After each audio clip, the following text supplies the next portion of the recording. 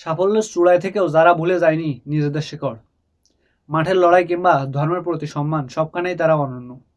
আজকের ভিডিওতে আমি এমনই 5জন মুসলিম ক্রিকেটারকে নিয়ে কথা বলবো। তো প্রথমেই হাশিম আমলা। তিনি তার হেলমেট জার্সিতে কখনোই মদের কোনো লোগো ব্যবহার করেননি। দক্ষিণ আফ্রিকার হয়ে টেস্টে ট্রিপল সেঞ্চুরি করা একমাত্র ব্যাটার তিনি। এরপর মোহাম্মদ রেজওয়ান। খেলার সময় তিনি একটি প্রশংসনীয় কাজ করে।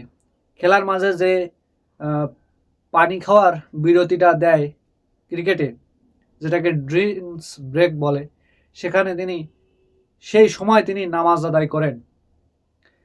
বর্তমান বিশ্বের একটি সবথেকে আলোচিত এই ঘটনা, তিনি বর্তমান পাকিস্তানের wicket keeper batsman.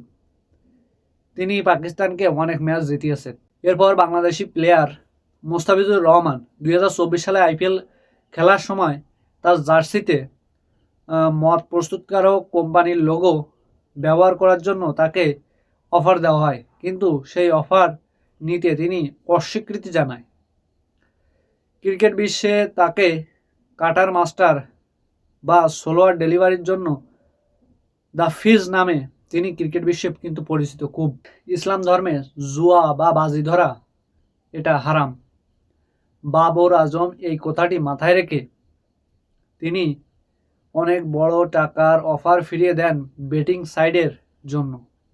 Betting side তাকে অনেক বড় একটি অফার দেয় তার প্রমোশন করার জন্য, কিন্তু সেই অফারটি তিনি ফিরিয়ে দেন, কারণ এটি তার ধর্মীয় অনুভূতিকে আঘাত করে। আপনারা অবশ্যই জানেন বাবর আজম কত বড় ব্যাটসম্যান, বিশ্ব ক্রিকেটে তার রেকর্ডের ছড়াছড়ি।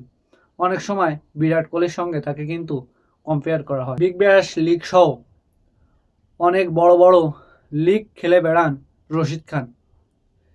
এই লিগের জার্সিগুলোতে কিন্তু অনেক মদ বা ইসলাম ধর্মীয় অনুভূতিতে আঘাত করে এমন কিছু জিনিস থাকে যা তারা স্পন্সর করে। তো রশিদ খান এগুলো করতে মানা করেন তার জার্সিতে। এছাড়া রশিদ খান অনেক সময় দেখা গেছে তাকে রোজা রেখে অনেক আন্তর্জাতিক ম্যাচ খেলতে। তো ভিডিওটি ভালো লাগলে অবশ্যই লাইক, কমেন্ট এবং শেয়ার করবেন, আর চ্যানেলটি অবশ্যই সাবস্ক্রাইব করে দিবেন।